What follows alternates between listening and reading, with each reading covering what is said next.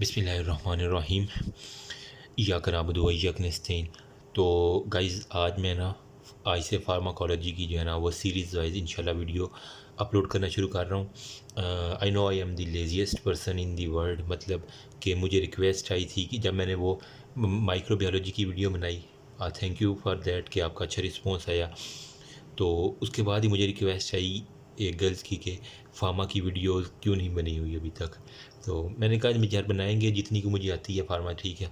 तो series wise मैं शुरू करने लगा हूँ। बाकी ये किताब को देख के परेशान नहीं होना, 1947 की किताब लगता है मुझे, कायद आज़म के दौर की होगी, ठीक है। तो ये जो है ना मिनी कैटजन से जो है ना वो मैं सारे का सारा कवर करूँगा इंशाल्लाह, अच्छा कवर हो जाएगा। वो जितनी भी इंपॉर्टेंट बातें हैं ना वो हम यहाँ से कवर करेंगे, ठीक है। तो ये चैप्टर वाइज बताऊँगा, जो फ्लो चार्ट होंगे वो मैं अलहदा से साथ साथ बताता जाऊँगा, ठीक है।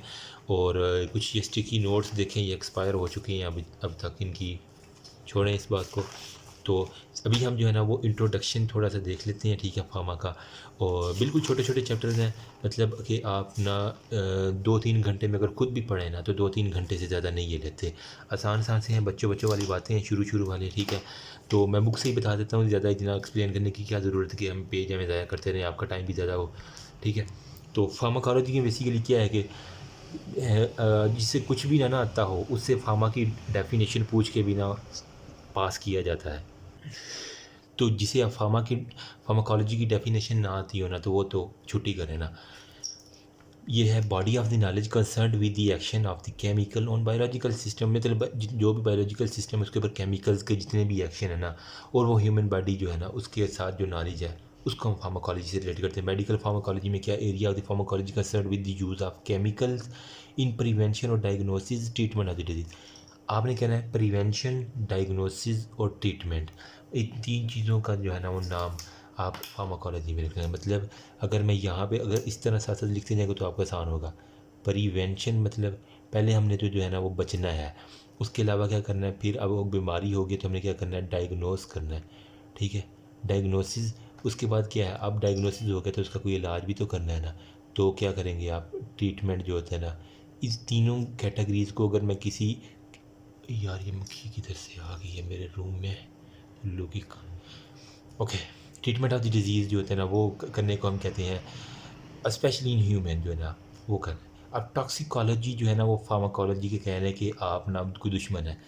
Area of the pharmacology concern with undesirable effect of chemical on biological system, मतलब अब किसी नीम हकीम की ने ना ये वाली जो है ना डायग्नोसिस और ट्रीटमेंट शुरू कर दी है ना, तो केमिकल का जो टॉक्सिक इफेक्ट आएगा उसको हम जिस बुक के अंदर स्टडी करेंगे उसको हम कहते हैं टॉक्सिकोलॉजी।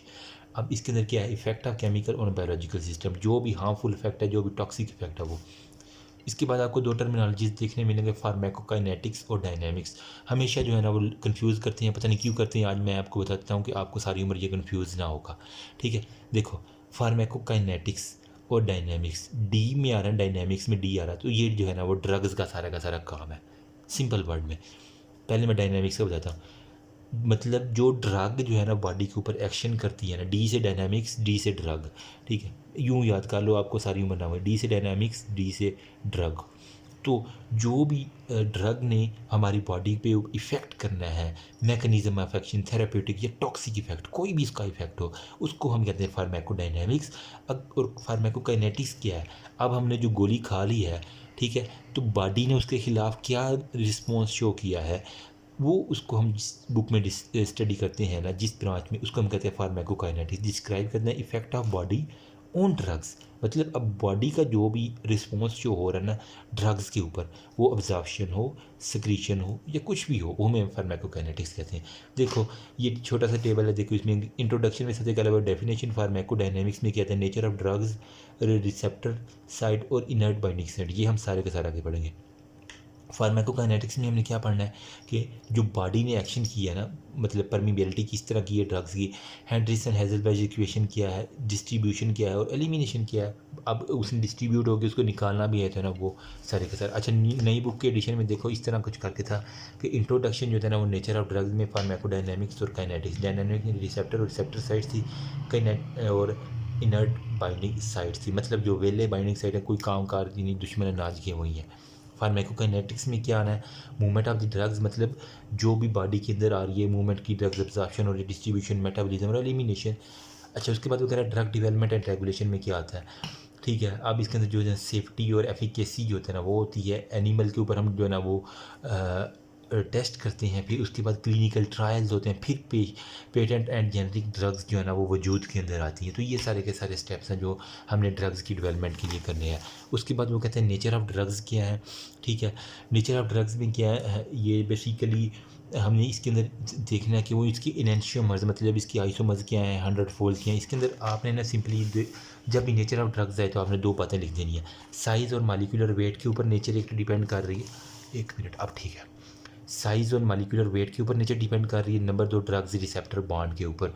देखो, अब ये सपोज करें एक ड्रग है, ठीक है, इसका साइज़ क्या है और इसका मालिकुलर वेट क्या है, इसके ऊपर हम इस ड्रग को जो है ना नेचर को डिटरमाइन करेंगे। ठीक है, अगर तो ड्रग छोटी है, देखो मालिकुलर वेट किसी का 50,000 कह रहा है, किसी का 7 जिस तरह लिथियम कह रहा है, और 50,000 जिस तरह थ्रोम्बोलिटिक एंजाइम, अदर प्रोटीन्स वगैरह जो है ना। अब इसके अंदर जो है ना वो जो जितनी छोटी ड्रग्स होगी ना वो उतनी ही ज़्यादा जो है ना वो सिलेक्टिवली एक्शन में वाला, मतलब छोटी चीज़ जो है ना, drug smaller than molecular weight 100 rarely sufficiently selective इन दी एक्शन। और इसके अलावा वो कह रहे हैं मालिकुलर वेट जिसका 1000 से ज़्यादा हो और वो पुअरली अपन, वही जो जितना बड़ा होगा ना वो इतना ही जो है ना वो तंग तंग होकर गुजरेगा, उसकी एब्जॉर्प्शन उतनी पुअर होगी, उतनी ही उसकी डिस्ट्रीब्यूशन बॉडी के अंदर कम होगी। इसलिए हम प्रेफर करते हैं कि वो ऐसी ड्रग दें जिसका मालिकुलर वेट छोटा हो, एक ड्रग की नीचे। दूसरा, रिसेप्टर बाइंडिंग साइट। अब इस ड्रग ने जो है ना, एक तो हमने उसका साइज़ देख लिया, अब इसने जो है ना अब कहीं पे जाके लगना है रिसेप्टर के ऊपर। अब रिसेप्टर के ऊपर इसकी बॉन्डिंग कैसी है, ये आया कि ये कोवलेंट बॉन्ड बनाती है या इसके अंदर वंडर वाल फोर्सेस आती हैं, हाइड्रोफोबिक बॉन्ड। अगर तो वीक बॉन्ड बनाती है ना रिसेप्टर के साथ, इसका मतलब ये ड्रग इतनी अच्छी नहीं है। अगर स्ट्रॉन्ग बॉन्ड बनाएगी तो इसका मतलब है कि वो अपना एक्शन ज़्यादा अच्छा करेगा। जो जितना तेज़ी से चिपकेगा ना, जितना अच्छा चिपकेगा तो उससे उतना ही अच्छा इफेक्ट आएगा। इन simple word, strong bond strong effect, बस वो कहते हैं ना। ठीक है, तो बस आपने यही है, अगर वीक बॉन्ड होगा, वीक इलेक्ट्रोसिटिक बॉन्ड होगा या वंडरवाल फोर्स या हाइड्रोजन। यार एक तो ये शोर जो है ना, एक मक्खी आज मेरे रूम में किधर से आ गई है। ठीक है, तो ये दो बातें आपने याद रखनी है और कुछ भी नहीं है, सॉरी फॉर दैट यार। अब नेक्स्ट है फायर माइक्रोडायनेमिक्स जो है ना वो प्रिंसिपल क्या इसके अंदर आते हैं। प्रिंसिपल कुछ भी नहीं है, आप जब भी प्रिंसिपल का नाम आए आपने रिसेप्टर और रिसेप्टर साइट को कंसिडर करना है, इसके अलावा इनर्ट बाइंडिंग साइट को डिस्कस कर लेना है। रिसेप्टर साइट और रिसेप्टर साइट में क्या होता है, कुछ जो है ड्रग्स जो है ना वो मालिकुलर एगोनिस्ट और एंटागोनिस्ट। अगर ड्रग रिसेप्टर साइट जो होती है ना वो एक्टिवेट करवा दे किसी रिसेप्टर को, ऐसी ड्रग, ये रिसेप्टर है इसके ऊपर ड्रग लगी है, तो इस ड्रग ने अगर इस रिसेप्टर को एक्टिवेट करवा दिया ना तो इसका मतलब क्या है, ये एगोनिस्ट है। अगर इसने इनहिबिटरी रिजल्ट इसका आ गया, मतलब इसने रिसेप्टर ने ऊपर लगी है तो रिसेप्टर ने अपना काम छोड़ दिया, इसको हम कहेंगे एंटागोनिस्ट। एंटा का मतलब क्या है, उल्टा सारे का सारा। ठीक है, तो आपने यही बात, इनहिबिटिक मेटाबॉलिक एंजाइम हो गया तो वो एंटागोनिस्ट में, जिस तरह एसिटाइल कोलिनेस्टेज जो है ना इनहिबिटर्स है, उसकी एक एग्जांपल दे रही है। इस तरह और काफ़ी ज़्यादा है। उसके अलावा डोज रिस्पॉन्स कर quantitation of the effect of drugs receptor binding to function, मतलब उसकी इफ़ेक्ट्स और उसके जो फंक्शन है उनके दरमियान हमने जो डोज, मतलब जो डोज दी है और उसका जो रिस्पॉन्स आया उनके दरमियान हमने एक कर्व बनानी है जिसे हम कहेंगे डोज रिस्पॉन्स कर्व, नाम में ही काम है। इसकी इन्फॉर्मेशन क्या देता है हमारे पास, nature of drugs receptor interaction. ठीक है, मतलब ड्रग्स का और रिसेप्टर का इंटरेक्शन हमें मालूम करने के लिए हमें डोज रिस्पॉन्स कर्व आएगी, आगे आ रही है, परेशान नहीं होना, ये इस टेबल के ऊपर मैं सारे के सारे एक्सप्लेन करूँगा।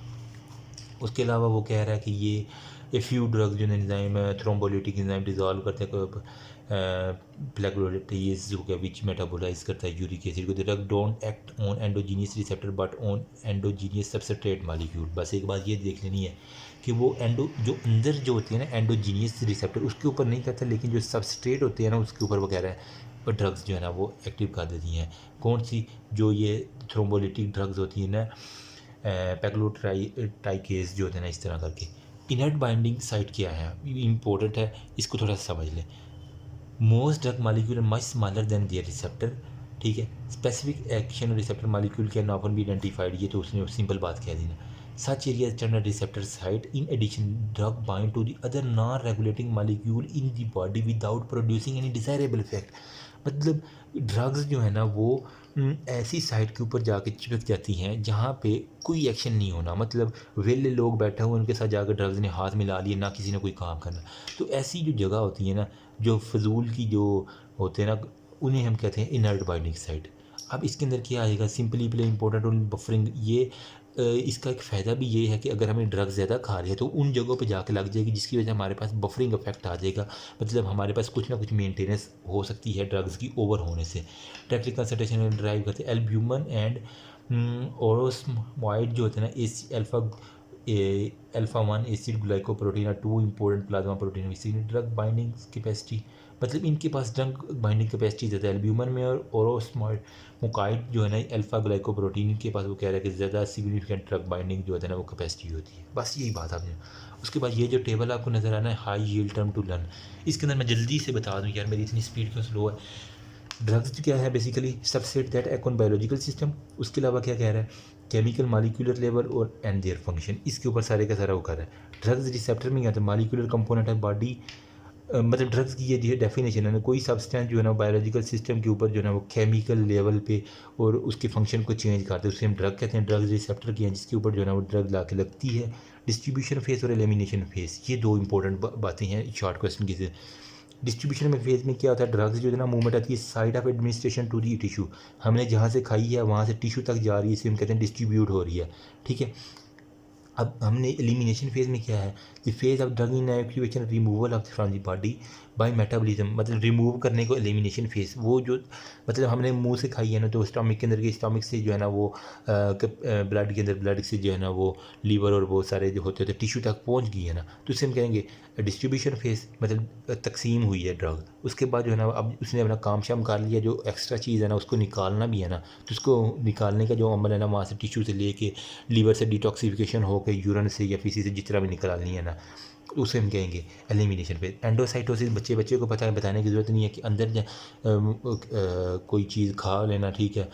Enclosing into the cell membrane हो गया। एक्सोसाइटोसिस में क्या है, एक्सप्लोजन के मतलब बाहर जो जिस तरह क्या करते हैं तो उसको हम कहते हैं एक्सोसाइटोसिस, इस तरह याद कर लें आप, ठीक है। बताने की जरूरत नहीं है। अच्छा, परमिएशन में क्या है, movement of molecule through a biological medium, किसी भी लिपिड बाइलेयर से या किसी भी बायोलॉजिकल मीडियम से जो है ना मॉलिक्यूल का गुजरना, इसे हम कहते हैं परमिएशन।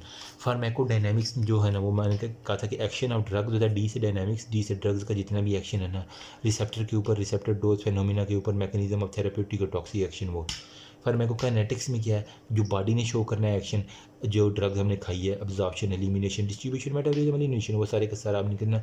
इसके बाद बायो डिस्पोजिशन क्या है, ये एक टर्म है use to describe the metabolism and excretion. मतलब हमने मेटाबॉलिज्म और एक्सक्रीशन, इन दो चीज़ों को अगर हम किसी चीज़ में डिस्कस करें तो हमें कहते हैं बायो डिस्पोजिशन। ओके हो गया। मतलब हमने मेटाबॉलिज्म और एक्सक्रीशन को जिस चीज़ में डिस्कस बायो डिस्पोजिशन कहते हैं। ट्रांसपोर्टर में क्या मतलब है कि यूजली मालिक्यूल जो प्रोटीन होती है दैट कैरी करती है। मतलब ट्रांसपोर्टर जिस तरह गाड़ी होती है वही मालिक्यूल है जिसने ये किस्म की प्रोटीन होती है जो ड्रग्स को, ट्रांसमीटर को और दूसरे मालिक्यूल को जो है ना मेम्ब्रेन के क्रॉस लेके जाती है, ठीक है। जिस तरह सोडियम, पोटाशियम, एटीपी है, सेरोटोनिन हो गया और रीअपटेक यूज वगैरह, ये सारे। अच्छा, अब जो बात आती है ना यहाँ पे, ये देखो ड्रग्स जो है ना वो रिसेप्टर के पास जाएगी, रिसेप्टर से जो है ना हमारे पास सारे का सारा इफेक्ट आना है, ऐसे ही बात है ना, ठीक है। अब ये देखो, ये सपोज करो कोई भी जो है ना वो ग्लोबुलर मॉलिक्यूल है। अब इसके ऊपर जो है ना वो एगोनिस्ट अगर लगेगा तो इसका एक्शन क्या है, पॉजिटिव। इसने लिखा हुआ है ना ये वाला पॉजिटिव एक्शन एगोनिस्ट का। अगर इसके ऊपर कॉम्पिटेटिव इनहेबिटर लग गया, इनहेबिटर का मतलब क्या है कि जो इनहेबिट करेगा, और कॉम्पिटेटिव जो एक्टिव साइट के ऊपर जाके कम्पीट करता है ना, उसको हम कहेंगे कॉम्पिटेटिव इनहेबिटर लगेगा। इसका क्या इफेक्ट है, इनहेबिटरी इफेक्ट है। नेक्स्ट बात, एलोस्टेरिक एक्टिवेटर, मतलब जो एक्टिव साइट से अलावा किसी और चीज़ पे जाके लगे और वहाँ पे एक्टिवेशन करवाए, इसे हम कहते हैं एलोस्टेरिक एक्टिवेटर। इसने जाके यहाँ पे लगना है, ठीक है। ये एक्टिव साइट नहीं है, इसकी कोई और साइट है, इसे हम एलोस्टेरिक साइट कह रहे हैं। और इस तरह एलोस्टेरिक इनहेबिटर, जिसने किसी और जगह पे जाकर एंजाइम के लग के ना उसकी जो है ना वो रिएक्शन को ख़त्म करना, उसको हम इनहेबिटर करेंगे। जिसने एक्टिवेट करना उसे हम एक्टिवेटर कहेंगे। ये तो बात क्लियर होगी ना। अब इसका ग्राफ देखो, वो कहता है अगर ए मतलब इसने एगोनिस्ट को ए से ज़ाहिर किया, बी से कम्पिटेटिव इनहिबिटर को, सी से जो है ना वो एलोस्टेरिक एक्टिवेटर को, डी से जो है ना वो एलोस्टेरिक इनहिबिटर को ज़ाहिर किया। ग्राफ देखो, रिस्पॉन्स और डोज, मैंने यहाँ पे बताया था ना डोज रिस्पॉन्स कर्व, ये इधर, तो वही हम यहाँ पे अब डिस्कस करने लगे, डोज रिस्पॉन्स कर्व। देखो रिस्पॉन्स जो है ना वाई एक्सिस पे, एक्स एक्सिस पे लॉग डोज, जब हम ए और सी को वो कहते हैं मिला के किसी एंजाइम के ऊपर डालेंगे ना, मतलब एगोनिस्ट जिसने एक्टिवेशन करवानी है और एलोस्टेरिक एक्टिवेटर जिसने मज़ीद एक्टिवेशन करवानी है, तो हमारे पास एक्शन क्या आएगा, मतलब इसकी नतीजे के अंदर हम ड्रग देंगे तो हमारे पास एक्शन देखो कितना ज़्यादा आ रहा है। ए और सी को मिलाने के बाद जो ग्राफ मान रहा है वो सबसे ऊंचा है, मतलब दोनों तरफ से एक्टिवेशन हो रही है, यहाँ से एगोनिस्ट से भी एक्टिवेशन, यहाँ से भी एक्टिवेशन हो रही है, ए और सी को मिलाया, ठीक है। उसके बाद वो कह रहा है अगर हम सिर्फ ए अलोन को लें, ए गुनिस्ट को सिर्फ लें तो एक्टिवेशन तो होगी, लेकिन इतने दो, एक और एक कहते हैं ना 11 होते हैं, तो मतलब वो मिल के बढ़ा देते हैं। अब ये बेचारा अकेला है तो उतना एक्शन नहीं करेगा जितना ये दोनों ने मिल के किया, तो इसका ग्राफ थोड़ा सा छोटा बनेगा, लेकिन बनेगा बिल्कुल हूबहू वैसा।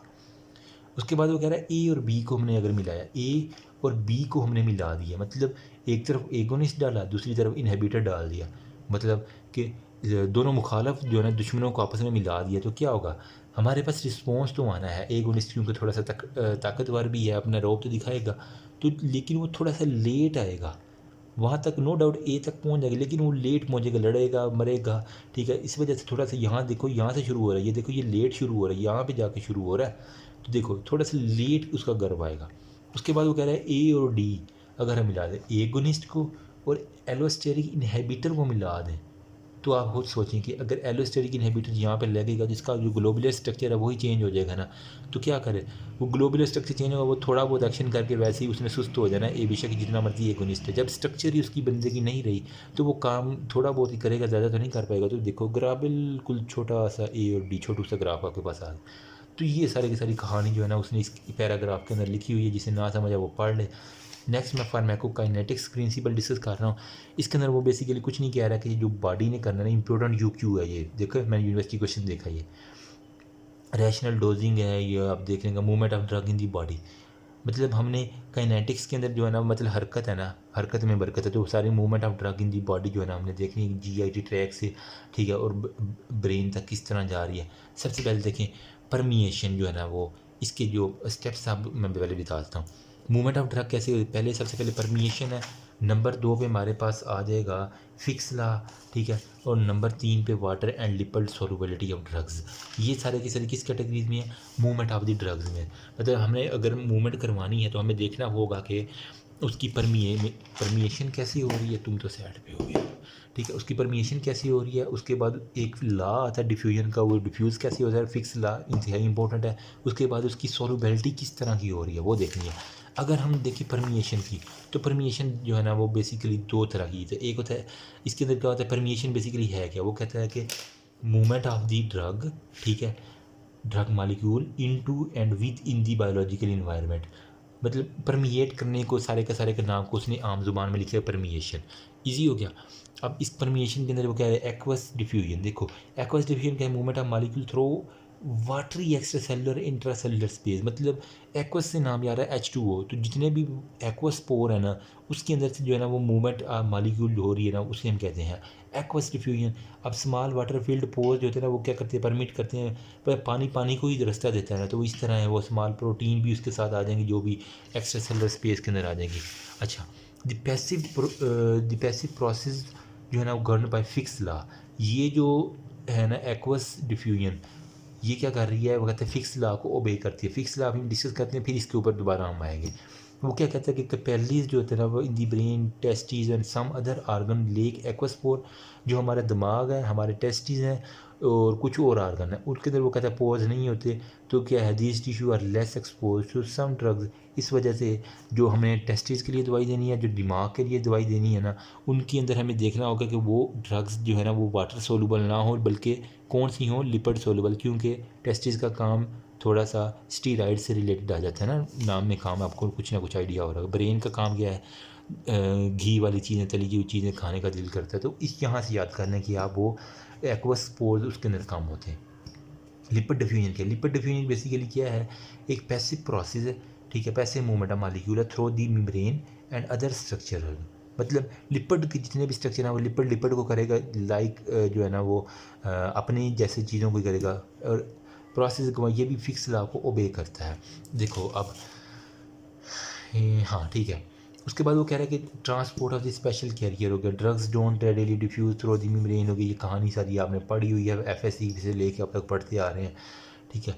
उसके अलावा वो कह रहा है कि the unlike aqueous and lipid diffusion, carrier जो होता है ना, ये मतलब जितने भी स्पेशल कैरियर हैं जिन्होंने कैरी डब्बा जिस तरह होता है ना, वो सोडियम पोटाशियम पंप इसके अंदर मोस्टली आ जाते हैं, तो वो जो है ना वो फिक्स लॉ को ओबे नहीं करते। एक बात आपने ये याद रखनी है, not governed by fix law, ठीक है। अब कैरी वाले की मर्ज़ी है अंकल की कि जनाब उसने आना है या नहीं आना, वो अपनी मर्ज़ी का मालिक है।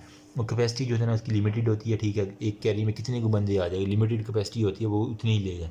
ट्रांसपोर्ट ऑफ आयन जिस तरह सोडियम पोटाशियम एटीपीएस वो कह रहा है, इसलिए पर न्यूरो ट्रांसमीटर हो गया, सीरोटोनिन और नॉन एपिनेफ्रिन, बच्चों वाली बातें, कोई इतना बच्चा नहीं इसका। मेटाबोलाइट्स हो गया, glucose amino acid and foreign body जिससे जीनोबायोटिक्स है ना, इन एंटी कैंसर ड्रग्स जो है ना इनके लिए जो है ना वो कैरियर स्पेशल कैरियर रहते हैं। सिलेक्टिव इनहेबिटर्स जो होते हैं ना for carrier have clinical values. हम कुछ सिलेक्टिव इनहेबिटर्स होते हैं, उनके जो कैरियर होते हैं उनकी क्लिनिकल वैल्यू हमारे, जिस तरह एंटी डिप्रेसेंट होते हैं ना, act by inhabiting the transport of the amine neuro transmitter back into the nerve ending from the. बस यही एक बात याद रखनी। इसके अलावा कहते हैं डोपामीन हो गया, नॉरएपिनेफ्रिन, सेरोटोनिन हो गया, ठीक है। एक ड्रग का वो कह रहा है कि प्रोबेनिसिड जो है ना, प्रोबेनिसिड ये क्या बेसिकली क्या करता है, यूरिक एसिड, पेनिसिलिन और दूसरे जो वीक एसिड है ना नेफ्रॉन के अंदर, उनकी जो है ना एक्सक्रीशन को इंक्रीज करता है। जिस तरह हम गाउट एक डिजीज़ होती है जिसके अंदर यूरिक एसिड बढ़ जाता है, ठीक है, तो इससे वही कह रहा है कि उसी के अंदर जो है ना वो हम ये प्रोबेनिसिड देते हैं ड्रग, जिसकी वजह से जो है ना इनकी एक्सक्रीशन नेफ्रॉन से जल्दी जल्दी हो जाती है। फाइनली जो होता है ना पी ग्लाइकोप्रोटीन ट्रांसपोर्टर मॉलिक्यूल जो है ना identified as a malignant cell as one of the carrier cancer of drug resistance हो गया, has been epithelium of the cancer, वही बातें ब्लड ब्रेन में। एंडोसाइटोसिस और पीनोसाइटोसिस देख लो ना। एंडोसाइटोसिस जो है ना बाइंडिंग जो ट्रांसपोर्टर मॉलिक्यूल स्पेशलाइज्ड कंपोनेंट हो गया, रिसेप्टर हो गया, subsequent internalisation in folding of membrane जो होता है ना बेसिकली वो होता है। अगर वो पानी होगा तो पीनोसाइटोसिस हो जाएगा बस। और क्या कहते हैं एंडोसाइटोसिस, वो कह रहा है लार्ज और वो बड़े बड़े घूंट भर के ना लिपिड इनसोल्युबल केमिकल को जो है ना वो सेल के अंदर, मतलब जो लिपिड सॉल्युबल इनसोल्युबल होते हैं लिपिड के अंदर सॉल्युबल नहीं हो सकते, ये एंडोसाइटोसिस यूं करके मुंह खोलता है और इसको भी पकड़ लेता है। तो बस यही एक बात है उनकी। और कह रहा है कि इसके अलावा जो है ना वो लार्ज मॉलिक्यूल जैसे जो प्रोटीन में क्रॉस करते हैं प्लाज्मा मेम्ब्रेन बाई एंडोसाइटोसिस, जो small polar substance vitamin B12 और आयरन जो है ना वो क्या करते हैं combine with special protein B12 के साथ, और वो ये ट्रांसफेरन, ये भी यार बायोकेम वाली बातें हैं, कुछ भी नहीं है इसके अंदर, हम एक टाइम ज़ाया कर रहे हैं। एक्सोसाइटोसिस में क्या कह रहा है कि वो एक्सप्लोजन ऑफ मटीरियल करना, बस फिक्स लॉ देखते हैं हम। फिक्स लॉ बेसिकली है क्या, देखो यहाँ पे मैंने एक छोटा सा स्टिकी नोट बनाया हुआ है। अगर मैंने सिंपल यहाँ पे देखूँ ना, देखो इसके यार एक्सपायर हो गए हैं अभी, इनकी चिपक भी नहीं रहे। Movement of particles diffusion flux from higher to lower concentration directly proportion to the particle concentration gradient, ये सिंपल एक है फिक्स लॉ हमारे पास। मतलब हमारा यहाँ पे फिक्स लॉ जो है ना वो कंसनट्रेशन ग्रेडियंट से रिलेटेड है सारे का सारा। अगर मैं कहूँ आपको कि दो बाल्टियाँ पड़ी हुई हैं, ठीक है, उनके दरमियान जो है ना वो कंसनट्रेशन एक जगह हाई है एक जगह लो है, ठीक है। सपोज करें ये है ना, ये कोई है दरमियान में, यहाँ पे हाई कंसनट्रेशन है, यहाँ पे लो कंसनट्रेशन है। यहाँ पे अगर 100 है तो यहाँ पे अगर 20 कंसनट्रेशन है, तो इन दोनों के दरमियान जो है ना वो कंसनट्रेशन, वो यही वो बात कह रहा है कि movement of particle from high to low concentration directly proportional to particle concentration. जितनी ज़्यादा पार्टिकल की कंसनट्रेशन जो डिफरेंस ज़्यादा होगा ना उतनी ज़्यादा मूवमेंट होगी। अगर यहाँ 100 है और यहाँ पे 80 है तो कंसनट्रेशन में कम है दोनों के दरमियान में, मतलब कंसनट्रेशन डिफरेंस कम है, ठीक है। इसको अगर मैं C1 का नाम लूँ, इसको C2 का नाम लूँ, C1 माने C2, जितना ज़्यादा डिफरेंस होगा उतनी ज़्यादा जो है ना वो मूवमेंट ऑफ पार्टिकल होगी। जितना कम डिफरेंस होगा, 80 और 100 के दरमियान अगर कम डिफरेंस है तो कम हमारे पास जो है ना वो कम मूवमेंट होगी। यही बात वो कह रहा है और कुछ भी नहीं कह रहा। Rate of movement of molecule, मतलब हमने मालिक्यूल की जो मूवमेंट देखनी है अक्रॉस दी बैरियर, ठीक है। Concentration gradient C1 minus C2, मैंने इस एक को C1 का नाम दिया, दूसरे को C2 का नाम दिया। वही कह रहा है कि कोफिशिएंट टू द ड्रग हो गया is and permeability coefficient of the drug and thickness और बैरियर और मेम्ब्रेन कंप्यूटर एज फॉलो। वही बात कर रहे हैं कि जितनी ज़्यादा वो कंसनट्रेशन होगी उतनी ज़्यादा जो है ना वो जो है ना उसकी मूवमेंट होगी, बस यही बात। ये फार्मूला आपने नहीं भूलना कि रेट किसके बराबर है, C1 - C2। मतलब एक जो C1 इसकी कंसनट्रेशन, इसमें से हमने C2 की कंसनट्रेशन को माइनस कर देना है, मल्टीप्लाई बाय परमीबिलिटी कोफिशिएंट, ये जो कांस्टेंट होता है बच्चे को पता है, मल्टीप्लाई बाय एरिया। ठीक है, जितना बड़ा एरिया होगा उतना रेट जो है ना उसका ज़्यादा होगा। और अगर ये वाली इस मेम्ब्रेन की थिकनेस हम मैं बढ़ा दूँ तो जो इनके दरमियान मूवमेंट कम हो जाएगी ना, तो इसी वजह से रेट के वो इन्वर्सली प्रोपोर्शन है। मतलब रेट ऑफ डिफ्यूजन की थिकनेस इन्वर्सली है जबकि डायरेक्टली एरिया के है, और जितनी ज़्यादा उनके दरमियान जो है ना वो होगी ना डिफरेंस कंसनट्रेशन ग्रेडियंट का, तो उसको होगा सर। वो यही बात कह रहा है और कुछ भी है। Absorption of the factor from organ large surface हो गया, such a small intestine from the organ small stomach हो गया। वो अब वो स्टोमिक के अंदर ले है कि वहाँ पे अगर कंसनट्रेशन ज़्यादा होगी तो वो लंग्स के अंदर, फिर लंग्स बैरियर रहता है वो स्किन होगा, simple. Next water and lipid solubility of drug. इसके अंदर आपने क्या करना है, सोलबिलिटी की ऐसी क्या है, मतलब कि ये आसान सा कंसेप्ट है, कोई इतनी रॉकेट साइंस नहीं है। Water and lipid solubility of drug में क्या है कि जितनी किसी ड्रग की जो है ना वो electrostatic charge, degree of ionization और पोलैरिटी जितनी ज़्यादा होगी वो उतनी ज़्यादा सोलूबल होगी, इन सिंपल वर्ड। बिकॉज देखो water molecule behave as a dipole. यार इसको एक फोकस, मेरा फ्लैश लाइट नहीं चल रही आज, ठीक है। बिकॉज के water molecule behave as a dipole, ठीक है। वो ये तो हमें केमिस्ट्री में भी पढ़ा हुआ है कि चार्ज होते हैं during drug forming in aqueous shell around the them conversely lipid soluble molecule is inversely proportional to इस चार्ज। मैं बताता हूँ, परेशान नहीं होना। ये देखो यहाँ पे मैंने नोट बनाया, ये सपोज करें ए है, ठीक है, ये बी है। ए के ऊपर अगर हमारे पास पॉजिटिव चार्ज है ना, तो मतलब ये क्या है, एक ये पोलर ड्रग है, ठीक है। अब इस पोलर ड्रग को जो है ना वो पॉजिटिव चार्ज, तो हमें पता है कि पानी भी पोलर है, तो पानी जो है ना वो इस पॉजिटिव को देख के जो है ना अपने नेगेटिविटी ले आएगा और यहाँ पे एक पूल बना देगा इस ड्रग के गिर्द, ठीक है। अब जो पोलर होगी ड्रग, इसका मतलब है कि वो वाटर सोलूबल है, क्योंकि वाटर ने अपने इसके गिर्द जो है ना वो अपना एक बाड बना लिया। तो इसी तरह वो कह रहा है कि ये वाटर सोलूबल जो जितनी ज़्यादा पोलर होगी, जितनी उसके अंदर इलेक्ट्रोस्टैटिक फोर्स आ जाएगी, उतनी ज़्यादा वो वाटर सोलूबल हो जाएगी। So simple. अब अगर दूसरे नंबर पे जो है ना वो नॉन पोलर, मतलब इसके ऊपर कोई चार्ज नहीं है, तो वाटर का शेल भी नहीं आएगा। तो जो नॉन पोलर है ना, नो चार्ज, वो हमारे पास कौन सी होगी, लिपिड सोलुबल। और लिपिड सोलुबल हमेशा न्यूट्रल होती है ना, उनके ऊपर चार्ज होता है, ठीक है। तो ये आप नहीं जानते, अगर कोई ड्रग आपके पास नॉन पोलर है तो वो लिपिड सोलुबल है, अगर कोई पोलर ड्रग आ जाएगी तो वो वाटर सोलुबल। बस एक बात, ये कंसेप्ट आसान सा कंसेप्ट है, कोई मुश्किल नहीं होता, ठीक है। उसके बाद वो कह रहा है कि ionization of weak acid and bases, मतलब कि इनकी हम आयोनाइजेशन कर दें तो हाँ, हम क्या करेंगे। देखो स्ट्रॉन्ग एसिड और स्ट्रॉन्ग बेस जो है ना वो मैंने यहाँ पे लिखा हुआ है कि जल्दी से आयोनाइज हो जाते हैं, ये बात है कि नहीं, मतलब कि फ़ौरन जो है ना वो टूट शूट के जो है वो चले जाते हैं। देखो सपोज करें ये है एक एसिड है HA, ठीक है। अब इसको मैंने तोड़ा है तो H पॉजिटिव और A नेगेटिव। अब ये जो H पॉजिटिव है ये क्या है, पोलर है, तो ये क्या होगा, वाटर सोल्यूबल होगा। अब BH4 देखो ये बेस है, ठीक है। जब ये डिसोसिएट होगा, स्ट्रॉन्ग बेस है, तो ये B न्यूट्रल और H पॉजिटिव है ना, ये डीप्रोटोनेटेड हो गया ना, ठीक है। अब ये जहाँ पे देखो, ये देखो A नेगेटिव ये ड्रग है ना, इसके ऊपर क्या पोलैरिटी आ गया, पॉजिटिव या नेगेटिव चार्ज कुछ ना कुछ तो आना ही है। अब यहाँ पे देखो ये जब ये टूटा है तो यहाँ पे सिंपल B आया, ना पॉजिटिव आया ना नेगेटिव आया। तो जिसके ऊपर चार्ज नहीं आया वो लिपिड सोल्यूबल है, जिसके ऊपर चार्ज आ गया वो वाटर सोल्यूबल। तो ये बात आपको समझानी थी। स्ट्रॉन्ग एसिड एंड बेसिस जो है कम्प्लीटली आयोनाइज हो जाती है इनसे, जबकि जो वीक एसिड और वीक बेस है वो पार्शली आयोनाइज होते हैं। एक बात ये आपने याद रखनी है, जिस तरह ये देखें ना HA, ये एक न्यूट्रल है, तो न्यूट्रल जब होगा तो वो उसका मतलब लिपिड है। जब ये डिसोसिएट होगा H पॉजिटिव और A नेगेटिव, अब A नेगेटिव कोई ड्रग है सपोज करें, तो अब वो उसके ऊपर चार्ज आके, तो मतलब ये पोलर है तो ये वाटर सोल्यूबल हो जाएगी। जब वो नॉन पोलर थी तो लिपिड थी, जब ये पोलर होगी तो वो वाटर सोल्यूबल होगी। इस तरह BH4 पॉजिटिव में जब ये प्रोटोनेटेड होगा तो ये चार्ज होगा तो ये वाटर सोल्यूबल है। प्रोटोनेटेड का क्या मतलब है, उसके ऊपर कुछ ना कुछ चार्ज आया वो पॉजिटिव। जब वो डीप्रोटोनेटेड होगा, मतलब B में से H निकल गया तो सिंपल B रह गया, तो ये कोई ड्रग है तो ये लिपिड सोल्यूबल हो जाएगी, न्यूट्रल ड्रग हो जाएगी। इसी सारी कहानी के अंदर उसने ये वाले जो है ना ये वाली बात की, बस और कुछ भी नहीं कहा। आयोनाइजेशन है वीक एसिड में, 20 वीक एसिड आयन जो है ना वो कहते हैं जो जितना वीक होगा ना वो उतनी जो है ना वो कम, weak acid are not ionized, वो कम आयोनाइज होते हैं, वो कम सोलूबल होते हैं, जो स्ट्रॉन्ग होते हैं वो ज़्यादा होते हैं। ये देखो RnH3 पॉजिटिव, देखो प्रोटोनेटेड वीक बेस है, मतलब जो है ना वो अब प्रोटोनेटेड जहाँ पे लफ्ज़ आ गया उसके ऊपर मतलब चार्ज है तो वो वाटर सॉल्युबल है। RnH2 देखो अनप्रोटोनेटेड है, एक हमने 3 में से एक हाइड्रोजन निकाल के ये ले आया तो इसके अंदर चार्ज ख़त्म हो गया, तो अनप्रोटोनेटेड है तो ये क्या होगा, लिपिड सॉल्युबल। जो मैंने यहाँ पे बात आपको सारी की सारी यहाँ पे बताई है, ये वाला कंसेप्ट सारा यूज़ हो रहा है।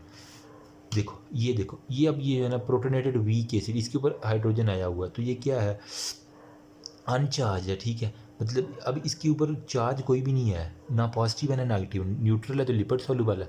जब इसके ऊपर नेगेटिव या पॉजिटिव चार्ज आ जाएगा, डी प्रोटोनेटेड हमने किया तो क्या होगा, वाटर सॉल्युबल। कहानी वही है, हेंड्रिसन हेजलबर्ग रिलेशन जो है ना क्लिनिकली इंपॉर्टेंट है when it is necessary to estimate the partition of the drug become compartment in different pH होगा। वो कह रहा है ये जब पार्टीशन ऑफ ड्रग के अंदर जो है ना वो हमारे पास इंपॉर्टेंट हो जाती है, ठीक है। अब देखो जो एसिड है ना, और ये क्या कह रहा है, lipid soluble can be rapidly absorb होता है फ्रॉम दी ट्यूबुलर हो गया। वो कह रहा है कि जो हमारे पास ज़्यादातर ड्रग है ना वो ग्लोमेरुलस से जो है ना वो फ्रीली फिल्टर हो जाती हैं, लेकिन जो लिपिड सोल्यूबल ड्रग है ना वो रीअब्जॉर्ब हो जाती हैं वहाँ से ट्यूबुलर किडनी से, मतलब नेफ्रॉन जो होता है ना वो आपने पढ़ा स्ट्रक्चर, तो वो लिपिड सोल्यूबल जितनी भी ड्रग्स है ना वो रीअब्जॉर्ब हो जाती हैं। If a patient take overdose of the weak acid drug for example aspirin, किसी ये लास्ट ईयर जो पेपर आया हुआ ना 2020 का, मैंने उसके अंदर ये देखा था। एस्पिरिन जो होता है ना वो कह रहा है कि दी एक्सक्रीशन, अगर किसी बंदे ने एस्पिरिन ज़्यादा खा ली है तो drug faster in alkaline urine, मतलब एस्पिरिन एक एसिडिक ड्रग है, इसकी एक्सक्रीशन कब फास्टर होगी, जब हमारे पास यूरिन अल्कलाइन आएगा। Because drugs that is weak acid associate to its charge polar form in alkaline solution, this form cannot readily diffuse from the renal back into the blood, this drug is tained into the tubules, conversely excretion of the weak acid, जिस तरह pyrimethamine हो गया, amphetamine is fast in acidic urine. मैं बताता हूँ, देखो acidic जो होता है ना उसकी पीएच कम होती है, बेसिक जो होता है ना उसकी पीएच ज़्यादा होती है, मतलब 7 से कम जो होता है ना, जितनी कम पीएच होगी वो एसिडिक होगा। एसिडिक ड्रग जो होता है ना वो एसिडिक मीडियम में ज़्यादा अब्जॉर्ब होती हैं। अगर हमने एसिडिक ड्रग दी है तो हम एसिडिक मीडियम, मतलब स्टोमिक के लिए जो है ना वो हम एसिडिक ड्रग देंगे, क्योंकि स्टोमिक के अंदर जो है ना वो एसिड होता है। जितना जो एसिडिक ड्रग होगी वो एसिडिक मीडियम के अंदर ज़्यादा अब्जॉर्ब होगी, जो बेसिक ड्रग है वो बेसिक मीडियम के अंदर, जिस तरह कि लीवर हो गया उसके वगैरह, बाइल साल्ट हो गया, वहाँ पर बेसिक ड्रग जो है ना वो ज़्यादा अच्छा काम करती है। अपने अपने मीडियम में हर कोई कंफर्टेबल होता है ना। अब देखो 2020 में मैंने जो यूक्यूज़ देखे ना उसके अंदर वो कहा कि मरीज़ ने ज़्यादा गोली खा ली है, ठीक है, तो इसका हल क्या है, एक पेशेंट आपके पास आया, अब हमने तो वो देखना है कि उसने गोली कौन सी खाई है। स्टोमिक के अंदर देखो एसिडिक मीडियम है, ठीक है, तो अब हमने क्या करना है, अगर तो उसने एसिडिक कोई ना कोई गोली खाई है, मतलब एसिडिक गोली खा ली है तो मैदे के अंदर गई है ना, तो उसने मैदे के अंदर एसिडिक कंडीशन में एब्जॉर्ब होना है, तो हम क्या करेंगे, कोई ना कोई बेसिक ड्रग दे देंगे ताकि जो है ना ये जो एसिडिटी वाला मीडियम है ना ये ख़त्म हो जाए। उसने एसिडिक ड्रग खाई है तो हम उसको बेसिक मीडियम वाली कोई ड्रग देंगे ताकि अब्जॉर्प्शन कम हो, ठीक है। अब वो अब्जॉर्प्शन कम होगी, वो अकामुलेट होगी, वो फीसिस वगैरह से या यूरिन से निकल जाएगी, इस तरह हो गया।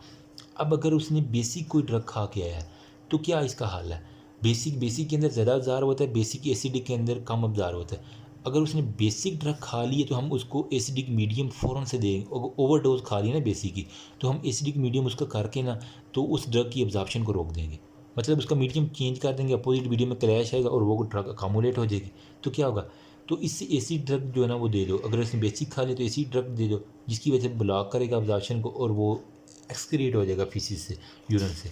ये सारे का सारा कंसेप्ट है कि मैंने treatment of the drug toxicity में ये आयन ट्रैपिंग का जो है ना वो कंसेप्ट आपको होना चाहिए कि हमने आयन के ज़रिए एसिड को बेसिक को एसिड के अंदर जो है ना वो आयन ट्रैपिंग करवा के ना हमने किया है। एस्पिरिन खाई है, एस्पिरिन क्या है, वीक एसिडिक ड्रग है, ठीक है। अब बंदा अब एक आपके पास आया, उसने बहुत ज़्यादा एस्पिरिन खा ली, हमें पता है एस्पिरिन जो है ना वो क्या है, एसिडिक ड्रग है, तो इसके लिए हम जो है ना उसको बेसिक ड्रग देंगे ताकि एस्पिरिन की एब्जॉर्प्शन जो है ना वो कम हो और वो अकामुलेट होकर एक्सक्रीट हो जाए। नेक्स्ट वो कहते हैं आयन ट्रैपिंग इफेक्ट, मैंने ये 7 नोट इसलिए लिखे, ये ईजी हैं और आपको मदद करेंगे। Weak acid are usually excreted faster in alkaline urine, ठीक है, जो एसिड है ना, वीक एसिड, वो अल्कलाइन यूरिन के अंदर जल्दी निकल जाते हैं, इसी वजह से वो अब्ज़ॉर्ब नहीं होते, इस वजह जल्दी जल्दी निकलने करते। जो वीक बेसिस है ना, वो जो एसिडिक यूरिन है उसके अंदर, मतलब अगर इनका मीडियम चेंज कर दो तो ये वो जिस्म ही छोड़ कर चले जाते हैं, ठीक है। मतलब उसकी कंडीशन चेंज कर दो तो होगा, सिंपल बात है, कुछ भी नहीं। इस इफेक्ट को हम कहते हैं आयन ट्रैपिंग। अगर हमने वीक एसिड दी है, उसको हमने जल्दी निकालना है तो हमको अल्कलाइन यूरिन देना पड़ेगा, बनाना पड़ेगा। अगर हमने वीक बेस उसने खाया हुआ तो हमने एसिडिक यूरिन जो है ना वो करवा के जल्दी से इसको एलिमिनेट करवा दें। ऐसी ड्रग देनी है जो यूरिन को एसिडिक कर दे, ताकि वीक बेसिस जो है ना वो इजीली निकल जाए। सिंपल कंसेप्ट है, कुछ भी नहीं है इसमें अंदर। नेक्स्ट जो है ना वो कहता है कि मीडियम जो होता है ना वो अल्कलाइन गिविंग है सोडियम बाइकार्बोनेट हो गया। अच्छा, मतलब हमने अगर जो है ना वो किसी बंदे की यूरिन को ना अल्कलाइन बनाना, तो हम उसको क्या देंगे, NaHCO, तो सोडियम बाइकार्बोनेट जो है ना चुप करके उसे खिला दो, तो उसका यूरिन जो अल्कलाइन हो जाएगा। तो हम क्या करेंगे, वीक एसिड को आराम से निकाल देंगे उसकी बॉडी से, मतलब यूरिन के साथ खुद ही निकल जाएगा। अगर हमने जो है ना वो एसिडिक यूरिन किस तरह बनाना है पेशेंट का, ठीक है, मतलब उसने कोई ना कोई बेसिक ड्रग खाई हुई है, वीक बेस खा ली है, तो अब उसने निकालना है, तो हमने क्या करना है, यूरिन को उसके यूरिन को ना किसी भी तरीके से एसिडिक बनाना है, ताकि मीडियम चेंज हो जाए और उसकी एब्जॉर्प्शन कम हो।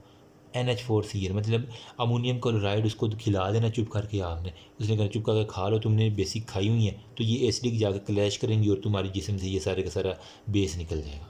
ओके हो गया। जिसे फिर भी समझ ना आए मुझे दोबारा पूछ लेना, बहुत ईजी कंसेप्ट है, रिवाइंड करके देख लो, ना समझ आए दोबारा पूछ लेना, मैं बता दूंगा।